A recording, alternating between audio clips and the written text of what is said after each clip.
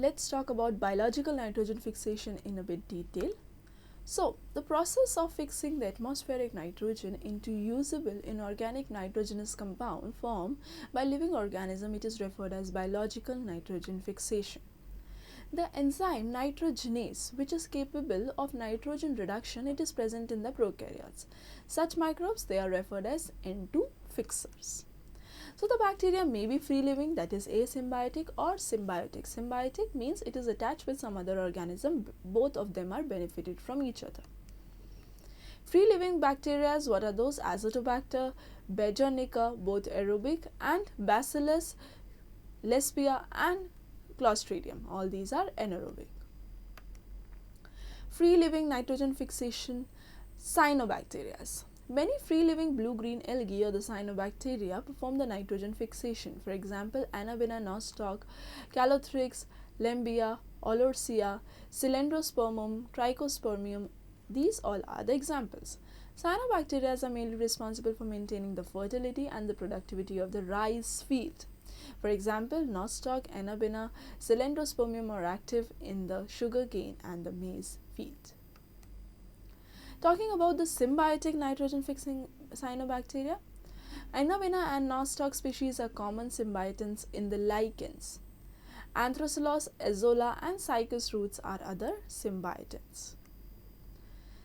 Now, symbiotic nitrogen fixing bacteria. Rhizobium is a nitrogen fixing bacterial symbiont of the papilioneous roots.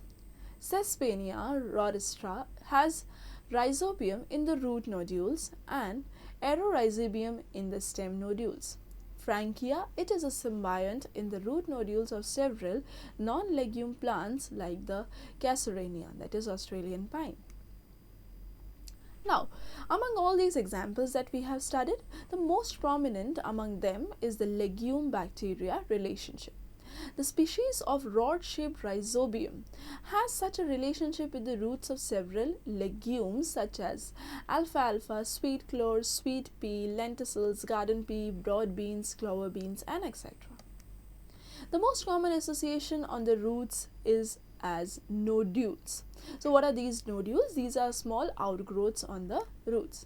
The microbe Frankia also produces nitrogen fixing nodules on the roots of non-leguminous plants like the alnus.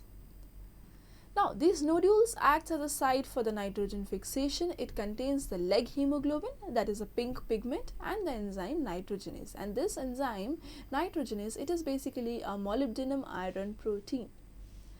Now, both rhizobium and Frankia are free living in soil, but as symbiotants, they can be atmospheric fixing nitrogen bacteria. So, here is the formation of the nodule, how the nodules are formed. Nodule formation involves a sequence of multiple interactions between the rhizobium and the roots of the host plants.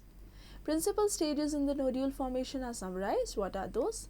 The first one, rhizobia multiply and colonize the surroundings of the roots and get attached to the epidermal and the root hair cells. So you can see the bacteria is getting attached to the root hair cells, the first diagram.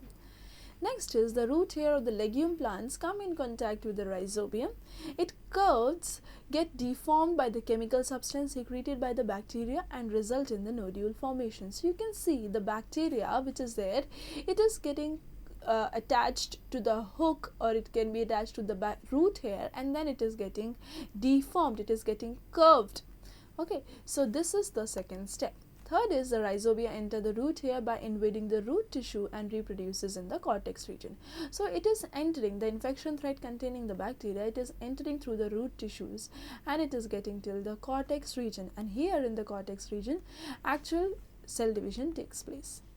Simultaneously, the division of the cortex cell also takes place, due to which the nodules are formed in the root. So, not only the bacteria which reproduces or which divides, the cortical cells, they also divide, and hence the nodule is formed. The bacteria living in such nodule gets the carbohydrate from the host and also convert the atmospheric nitrogen which is absorbed into the ammonia. It is believed that the combination of cytokinin produced by the infected bacteria and auxin, that is by the plant cells, stimulates the cell division and extension, leading to the nodule formation. The formation of the root nodules and the nitrogen fixation occurs under the control of plant nod genes and the bacterial nod, that is NIF and Fix gene clusters. So it is a genetically controlled process controlled by the genes NIF genes and the Fix genes.